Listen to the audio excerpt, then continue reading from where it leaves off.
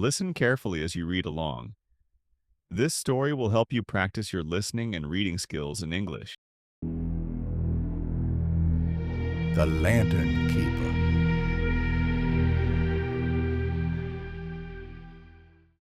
In old Guanajuato, where stone streets slithered up and down the hills like winding serpents, whispering tales of miners and colonial legends beneath the reddish sunset. The craft of the lamplighter was sacred, passed down like an ancestral whisper from one generation to the next. Every evening, Don Anselmo, a man with a bent back from years of vigilance and hands scarred with tales of storms and sleepless nights, walked through the town, his silhouette cut against the twilight sky, lighting one by one the 32 gas lanterns that kept not only darkness at bay, but the mysteries that lurked within its folds. The flame ignited with a soft psh. The hiss of the gas became a familiar melody in the quiet of dusk. "Light does more than illuminate, my boy," Don Anselmo would say to his apprentice, Mateo, curious-eyed and restless-spirited, as they lit the final lantern in the small plaza. "Each flame keeps a secret that must not be disturbed. They are silent guardians, and disturbing them comes at a price." Returning to his humble adobe home, where the scent of wet earth mixed with the sweet smoke of firewood, Don Anselmo would sit by the crackling fire and begin to share the ancient rules. He called them the Three Lantern Laws. Never leave the lantern in the alley of light unlit. In the year of 1789, a silent horror fell upon the baker.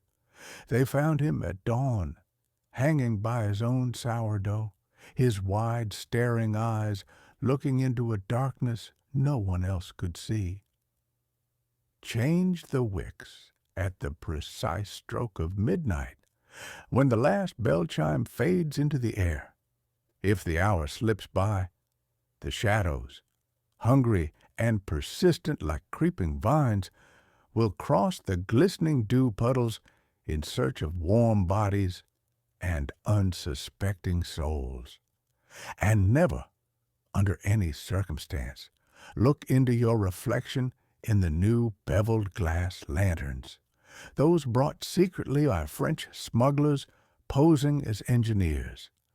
Those crystals are mirrors to another world. They whisper promises that cannot be kept. But Mateo, young and impulsive, his disbelief blooming like a weed in his chest, broke all three rules in a single night, a night when the moon hid behind a veil of clouds and the wind held its breath. It began with a small oversight, lost in his thoughts. Mateo left the baker's lantern unlit. Fog, sudden and thick, crept through the streets like a hungry specter, swallowing sounds and distorting shapes.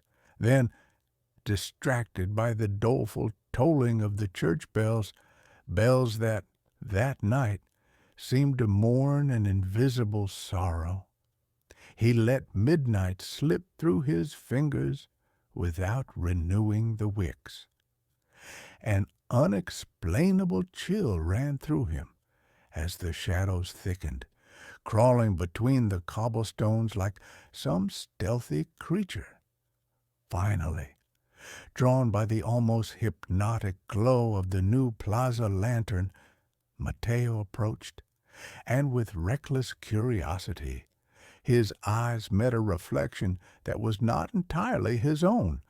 Behind his image, a shadow danced. Its eyes glowed green, its smile unsettling.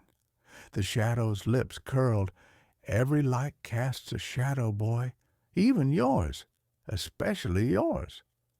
The lantern's flame trembled, turned an impossible shade of green and emitted a cold, piercing heat. Just turn it off. Set them free.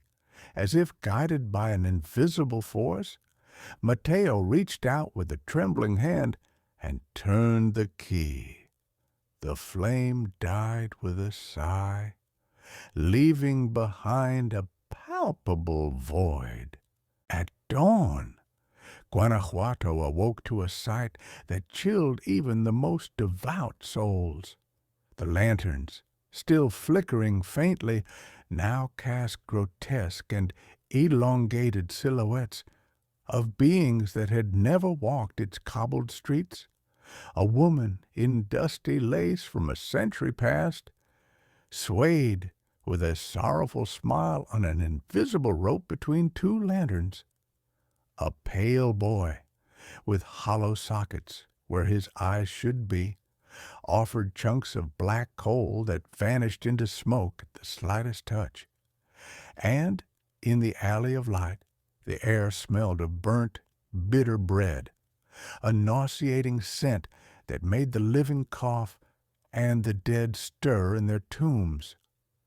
Don Anselmo found Mateo on his knees in the dimness of the alley, his face soaked in silent tears. In front of him, the unlit lantern now radiated a cold darkness. "What have you done, fool?" the old man cried, his voice shattered like ancient glass, his once calm eyes now reflected a primal terror. Mateo looked up, his pupils wide, lost in a horizon no longer belonging to this world. "They opened the door for me, to the land of lights," he murmured, pointing shakily to a dark puddle at his feet.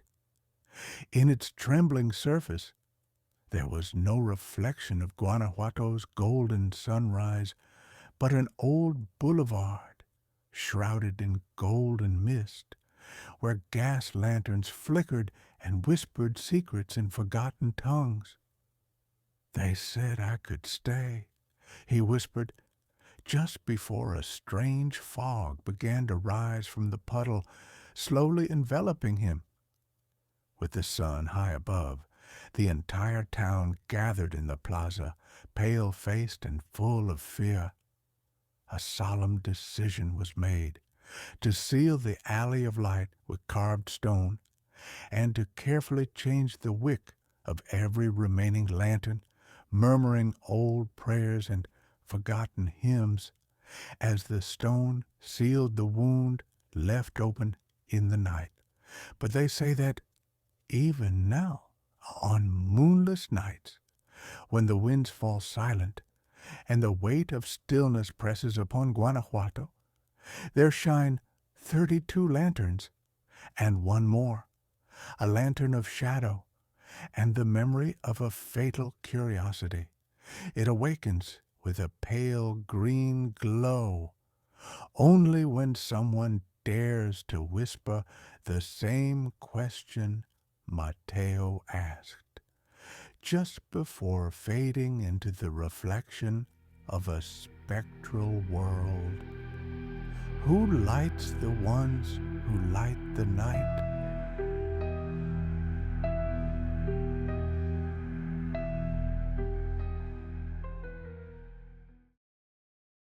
Let's explore some of the key words found in the story The Lantern Keeper. Listen carefully, not just to the definitions, but to how each word breathes life into the tale. Liminal, existing at the threshold between two states or realms. In the story, the lamplighter walks in the liminal hours, between day and night, between the known and the forgotten. Reverberate, to echo or resound with lasting impact. In the story, the church bells reverberate through the fog, like grief echoing across time. Macabre, disturbingly horrifying, especially related to death or the supernatural. In the story, the hanging baker and the boy offering coal evoke a macabre poetry woven through Guanajuato's night. Transfix, to hold motionless with awe, fear, or wonder. In the story, Mateo is transfixed by the lantern's glass, unable to move as it shows a world not his own. Emanate, to flow or issue forth from a source often abstract. In the story, a cold heat emanates from the green flame, a paradoxical warning from another realm. Now that you know the words, step carefully. The lanterns are waiting, and some lights should never go out. Subscribe to Fluente Curiosity. Don't forget to hit the bell for notifications, like the video if you found it helpful, and share it with someone curious.